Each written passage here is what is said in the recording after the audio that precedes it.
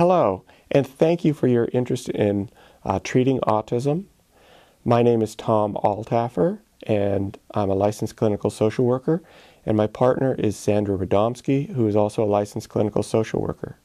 We've been working with autistic children for about 20 years now, and we have a new conceptualization about how autism comes to be. It is not a disease. It's a syndrome that occurs as the result of a cascade of events originating from a biological trauma that occurs within the first 3 years of life. The nature of the biological trauma is somewhat generic. There are a number of things that can cause this cascade of events to occur, but it must occur within the first 3 years of life, with the earlier events being more traumatic, creating a more intense form of autism, as well as the more dramatic the trauma, creating the more intense form of autism. It is also possible that those biological events can be additive. In other words, there's often not just one event that occurs that causes this overwhelm experience that we'll be talking about, but several that are occurring at one time. For example, the child's sick when he's getting his vaccinations causes the brain to react in an unusual way that for very young children, because the brain is growing at a very rapid rate, the growth of the brain is altered by that trauma, and it continues to grow in a way that's different than the growth for the neurotypical child. And the result of that is that the child receives different sensory information into his arising being that essentially gives him a very different view of the world.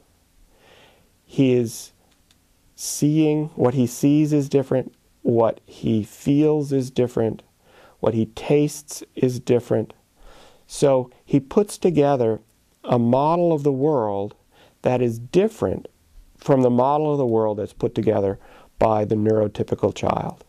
And this results in confusing messages between himself and his environment that often lead to feelings of overwhelm, anxiety, and inability to understand or comprehend things that for neurotypical children is self-obvious.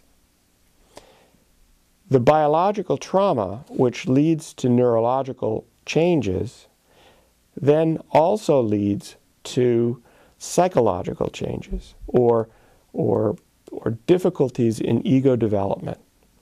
In other words, their ability to understand who they are in the world and who they are relative to other people is at a very regressed state.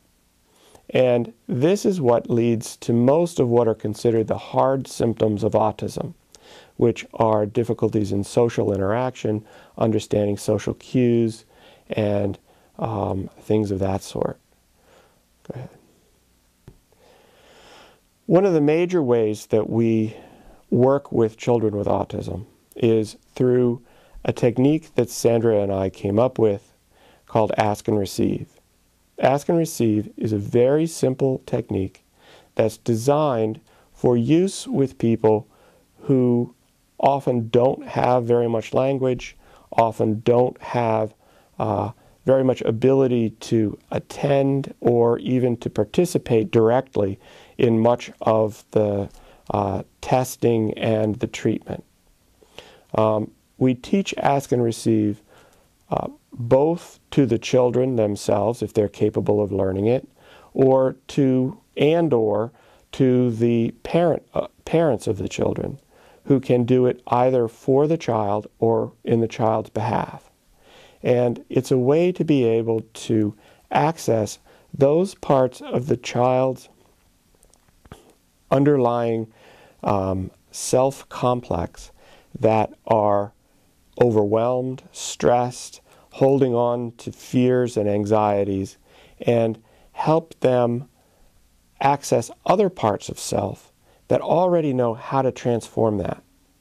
And Ask and Receive has been used with a number of autistic children to transform fears, to transform anxieties and problems with social situations, so that they don't go into overwhelm as easily as they used to, so that they're able to deal with environmental toxins and allergies in ways that don't make them so oversensitive to everything, and so that they can begin to grow psychologically and in terms of their ego, so that they start to care more about other people, so that they interact more normally and feel better in social situations.